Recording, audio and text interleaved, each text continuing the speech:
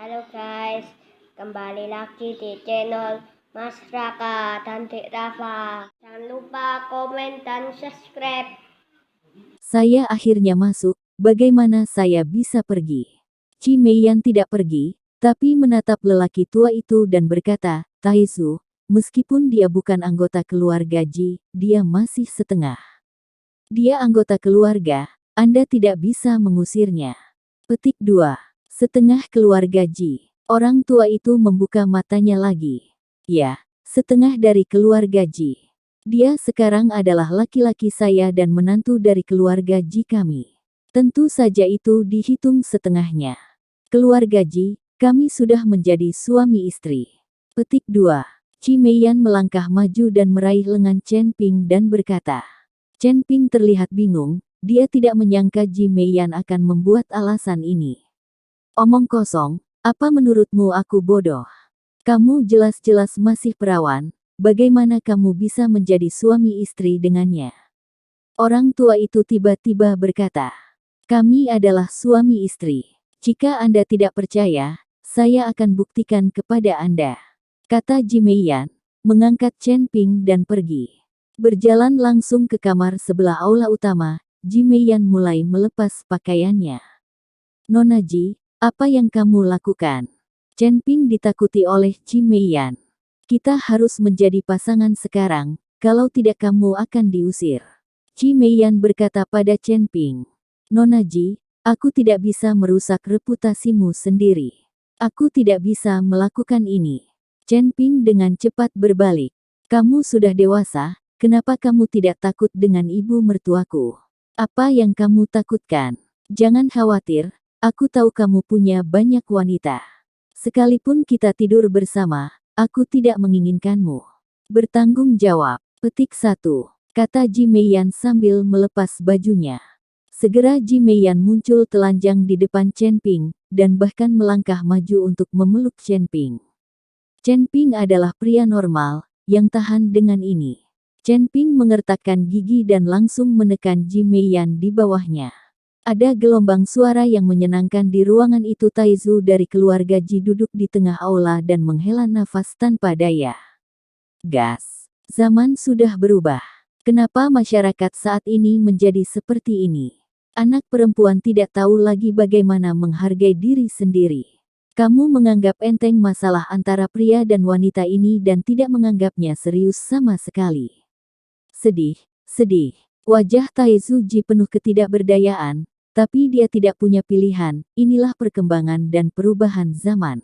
Jika wanita pada masanya begitu sembrono dan tidak peduli sama sekali dengan tubuh mereka, itu hanya membuang-buang waktu. Dikurung.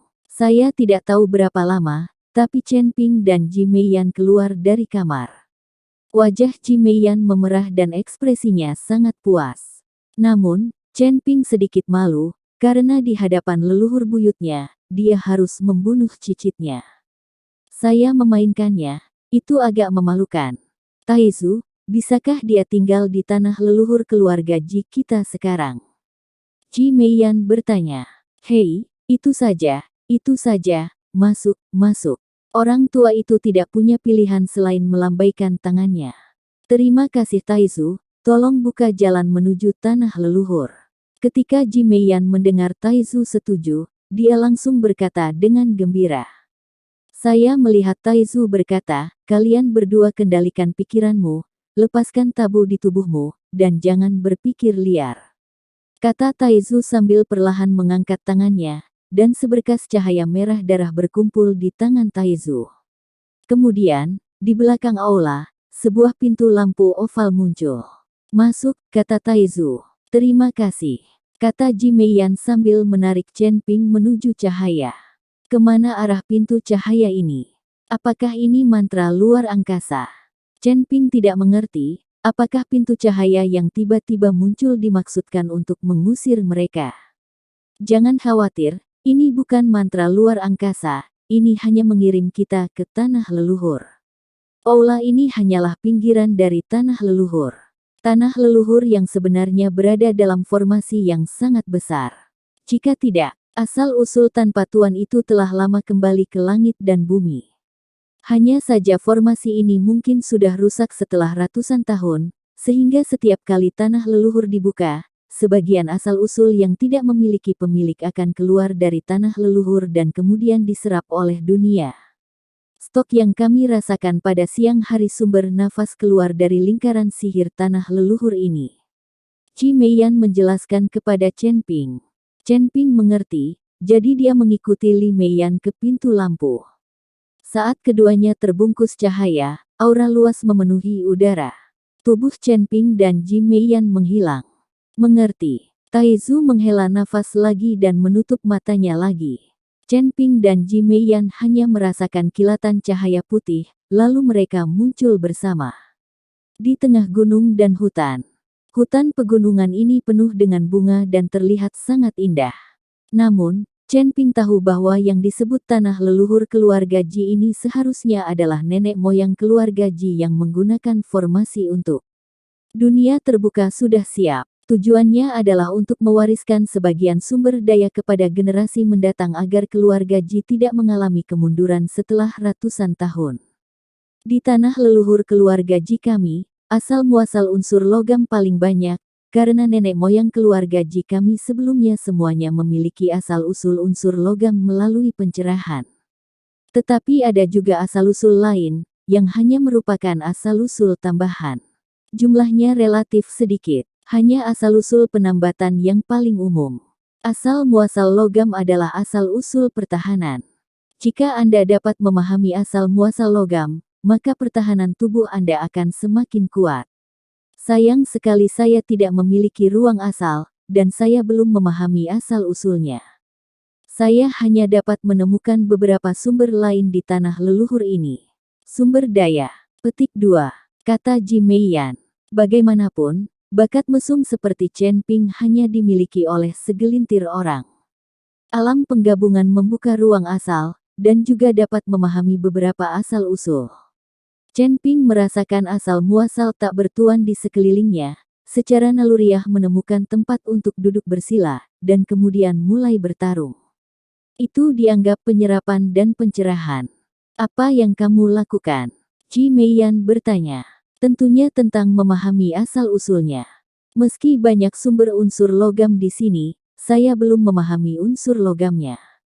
Tidak ada cara untuk menyerap dan memurnikan asal-usulnya. Kita perlu memahaminya terlebih dahulu. Chen Ping berencana untuk memahami asal-usul sistem logam, sehingga dia tidak hanya dapat menyerap aura asli pemiliknya di sini, tetapi juga memiliki kekuatan asal-usul tambahan. Ketika saatnya tiba untuk menyadari asal mula sistem logam, tubuh emas Chen Ping yang tidak bisa dihancurkan akan mencapai tingkat yang lebih tinggi.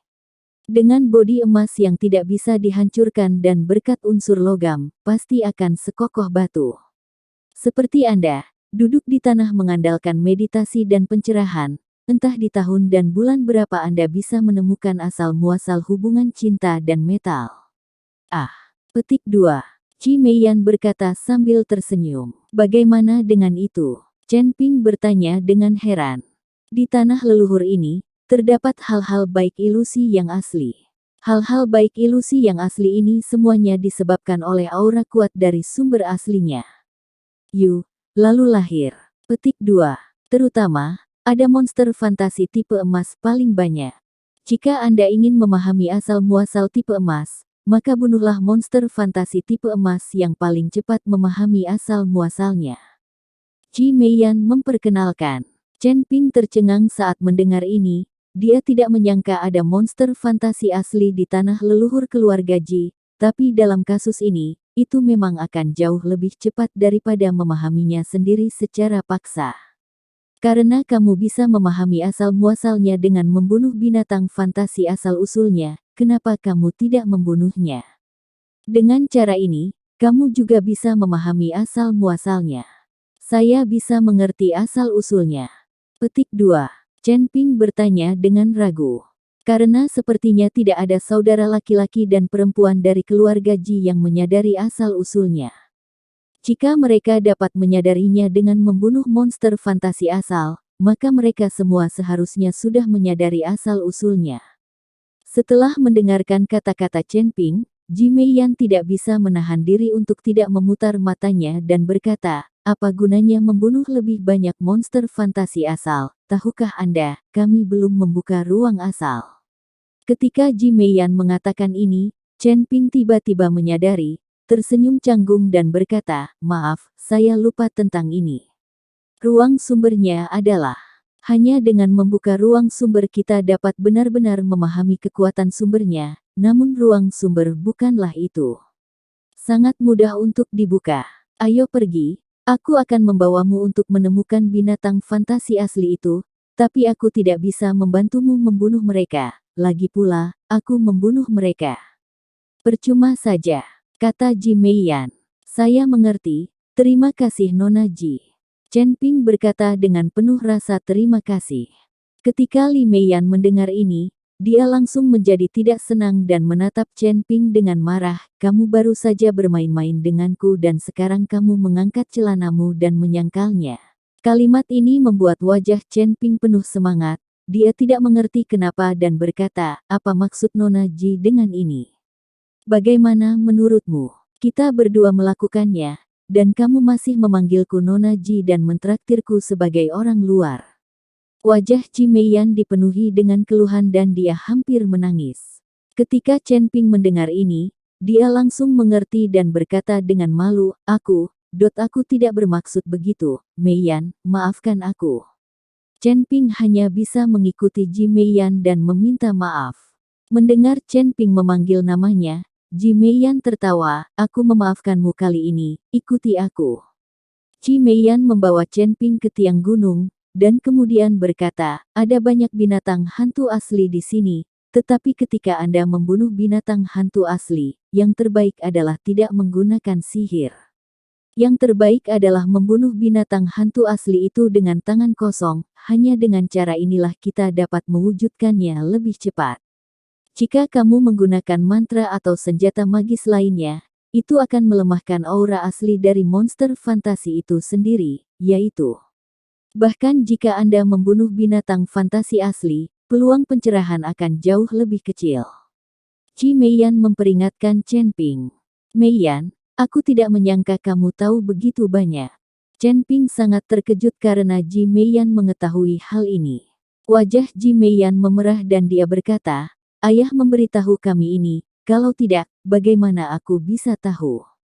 Cepatlah, aku akan menunggumu di sini, kuharap kamu tidak membuatku menunggu terlalu lama. Chen Ping mengangguk lalu masuk ke dalam kol. Tidak lama setelah dia memasuki tiang gunung, Chen Ping mendengar auman monster di sekitarnya. Dia tahu bahwa ini adalah monster fantasi asal dan bukan monster sungguhan. Binatang fantasi asli ini tidak memiliki tubuh nyata, jadi akan sangat sulit untuk membunuh mereka. Apalagi karena kamu tidak bisa menggunakan mantra dan senjata, ini akan menjadi lebih sulit. Tapi betapapun sulitnya, Chen Ping tidak akan mundur turun. Ya, sulit untuk masuk ke tanah leluhur keluarga Ji. Bagaimana bisa Chen Ping mungkin mundur, terutama Ji Meiyan, yang bahkan mengorbankan tubuhnya demi tinggal di tanah leluhurnya. Ketika Chen Ping memikirkan penampilan proaktif Ji Meiyan di aula tadi, darahnya mulai melonjak. Apa yang Anda pikirkan? Chen Ping buru-buru menamparkan dirinya sendiri untuk membangunkan dirinya dan berhenti berpikir yang tidak masuk akal. Meskipun kekuatan binatang fantasi asal ini seharusnya tidak terlalu besar, jika Anda ceroboh, hidup Anda mungkin masih dalam bahaya.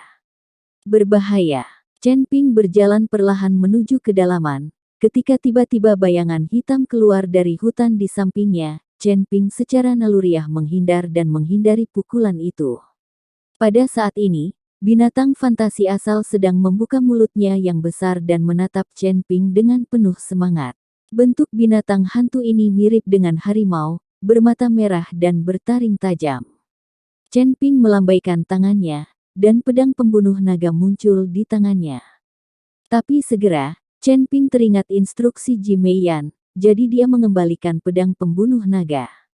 Menghadapi monster hantu di depannya, dia hanya bisa membunuhnya dengan tangan kosong dan kekuatan mentah tubuhnya. Binatang fantasi itu meraung dan tiba-tiba bergegas menuju Chen Ping. Chen Ping mengayunkan tinjunya dan bergegas ke depan. Gerakan binatang hantu itu sangat fleksibel, dan mulutnya penuh taring, yang membuat Chen Ping sangat takut. Satu orang dan satu binatang sudah bertarung bersama. Itu seperti dua orang biasa yang bergulat dengan kejam. Untungnya, tubuh fisik Chen Ping juga sangat kuat, jika tidak, dia akan terkoyak oleh cakar binatang hantu itu. Itu luka. Tinju Chen Ping terus mengenai kepala binatang hantu itu. Entah berapa lama, tapi Huan Su meraung, tidak ada gerakan, lalu tubuhnya berubah menjadi wujud aslinya dan menghancurkan Chen. Berikan paketnya rata. Saat sumber emas memasuki tubuhnya, Chen Ping terengah-engah dan dengan hati-hati merasakan sumber emas tersebut, namun, di ruang asalnya, bintang dari sumber emas tidak menyala.